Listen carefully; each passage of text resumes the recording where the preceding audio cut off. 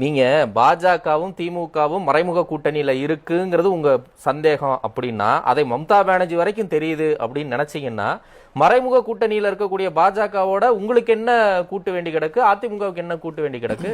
அதெல்லாம் வேண்டி கிடக்குதுனால தான் இருக்கிறாங்க. ஏன் அப்ப நீங்க அடிமைன்னு அவங்க சொன்னா அப்புறம் ஏத்துக்கூடாது? யார்கிட்ட நான் கேட்டுக்கிறேன். இப்ப அதிமுகவினுடைய பதில் என்ன, நிலைப்பாடு என்ன? சார், இதெல்லாம் அந்த தலைவர்கள், மேற்கு வங்காளத்தினுடைய தலைவர் முதலமைச்சர் சொன்னாருன்னு சொல்றேன். சரிங்க, அவ்வளவுதான். அது சொல்றீங்க இல்லங்க. அப்ப பாஜக மறைமுக கூட்டணியில இருக்குது திமுக கூடனா, அதிமுக ஏன் கூட இருக்குன்னு நான் கேக்குறேன். ஏன் கூட இருக்குன்னு நான் கேக்குறேன். அதான் கேக்குறேன். இதே ராகுல் காந்தி வரவே இல்ல, பிரச்சாரத்துக்கு இப்பதான் வந்திருக்கிறாரு. சரிங்க, ராகுல் காந்திக்கும் திமுகவுக்கும் பெரிய ஒரு குடிமைப்பிடி சண்டை நடக்குதுங்க, வச்சுக்கிருவோம்.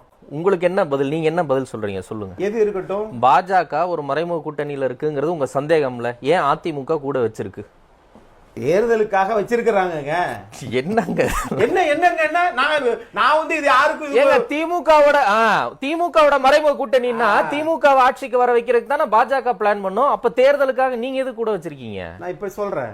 திரு ராகுல் காந்தி சொல்லியிருக்கிறார்ல, தமிழ்நாடு ராகுல் காந்தி சார் நாட்டினுடைய எதிர்க்கட்சி தலைவர் சார். சரி சார், பாஜக தலைவர் ராகுல் காந்தியா? நான் என்ன கேள்வி கேட்டாலும் ராகுல் காந்திங்கிறீங்க. நாட்டினுடைய வளர்ச்சிக்கு இது தேர்தல் நேரம், அதனால மாத்தி மாத்தி பேசுவீங்களா? கேட்டாலும் கரெக்டா சொல்லி மாட்டிக்கிட்டு அந்த கதையை முடிச்சுக்கிறதா உங்க வேலை. என் வேலை அது கிடையாது. அதுல இருந்து தப்பிப்பது எப்படின்றதா என் வேலை.